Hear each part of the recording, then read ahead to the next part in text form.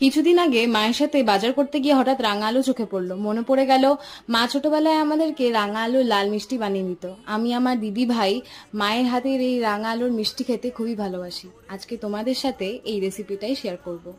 প্রথমে রাঙা আলু সিদ্ধ করে খোসা ছাড়িয়ে নিয়ে ভালো করে ম্যাশ করে নেব। এবার 6 চামচ মতো গুঁড়ো দুধ, 2 চামচ ময়দা, হাফ চামচ ঘি দিয়ে ভালো করে মেখে নেব। মেখে নেওয়ার প্রসেসটা খুবই ইম্পর্টেন্ট। যত ভালো মাখা হবে তত চিনির শিরাটা মিষ্টির ভেতর অব্দি যাবে। এবার হাতে ঘি মাখিয়ে নিয়ে এক একটা করে মিষ্টি গোল করে নেব। এবার কড়াইতে সমপরিমাণ চিনি আর জল দিয়ে 2-3টে এলাচ, সামান্য পরিমাণ ফুড কালার দিয়ে ঘন একটা চিনি শিরা তৈরি করে নেব। তারপর কড়াইতে তেল গরম করে লো টু মিডিয়াম ফ্লেমে লাল মিষ্টিগুলো গোল্ডেন ব্রাউন করে ভেজে মিষ্টি রসে দিয়ে দেবো।